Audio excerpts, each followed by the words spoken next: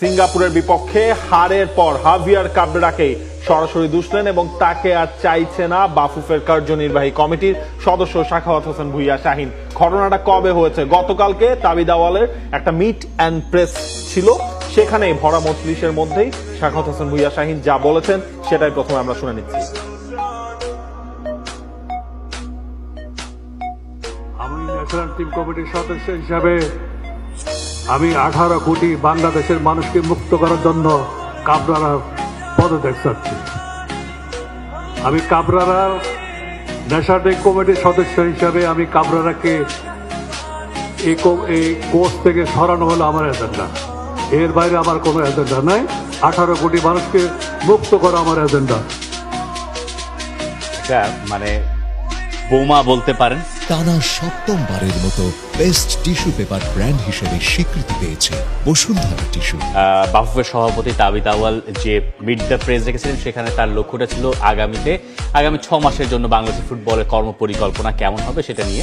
এবং তার বক্তৃতা শেষে একটা প্রেস কনফারেন্স ছিল, সেই প্রেস কনফারেন্সে সবাই প্রশ্ন করছিলেন। তার আগে সবাইকে তাদের কার্যনির্বাহী কমিটির সদস্য যারা ছিলেন তাদেরকে ফ্লোর দেওয়া হয়েছিল। সেই ফ্লোরে যখন বলা হলো যে হাভিয়ার কাবরেরাকে তিনি আর চাইছেন না, তিনি ন্যাশনাল টিমস কমিটির মেম্বার, এইটা একটা বড় সিগন্যাল কিনা? দেখেন, ওনাকে বলা হয়েছিল অডিট অ্যান্ড গভর্নেন্স কমিটিরও মেম্বার তিনি, সেখান থেকে ওই দায়িত্ব বা ওই কমিটি নিয়ে কিছু বলবেন কিনা তিনি সেটা না বলে তিনি ন্যাশনাল টিম কমিটির মেম্বার হিসেবে তিনি যখন এটা বললেন, তখনই কিন্তু পুরো দিনের যত যা আলোচনা হয়েছে সবকিছু একটাই ইস্যু হয়ে গেছে হাভিয়ার কাবরেরাটা।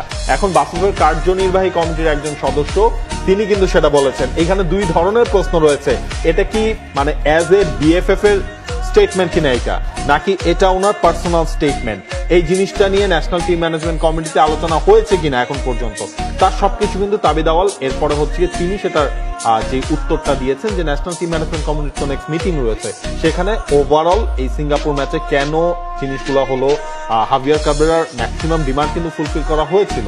এরপরে যেহেতু রেজাল্ট আসে নাই, এখন রেজাল্টটা কেন আসে নাই, হাভিয়ার কাবরেরা যে চেঞ্জগুলো করেছেন, যেই ফরমেশনে খেলিয়েছেন, এই জিনিসগুলো নিয়ে জবাব চাওয়া হবে ন্যাশনাল টিম ম্যানেজমেন্ট কমিটি। তারা সেই জবাবটা চাইবে, এরপর ডিসিশনটা নেওয়া হবে। দেখেন, গেল নভেম্বরে মালদ্বীপ ম্যাচের পর হাভিয়ার কাবরেরার সাথে নতুন করে আপনার কন্ট্রাক্টটা রিনিউ করা হলো। সেই কন্ট্রাক্টটা কবে পর্যন্ত রিনিউ করা হয়েছে? নেক্সট বছরের এপ্রিল পর্যন্ত, মানে মার্চে যে বাংলাদেশের খেলা শেষ সেই পর্যন্ত। মানে বাংলাদেশের ফিক্সচারটা দেখলে আপনি জানেন যে বাংলাদেশের এই এশিয়ান কাপ কোয়ালিফায়ার্সে যে ম্যাচগুলো বাকি রয়েছে তা শেষ হচ্ছে 31 মার্চ সিঙ্গাপুর ভার্সেস বাংলাদেশের ওই ম্যাচ দিয়ে।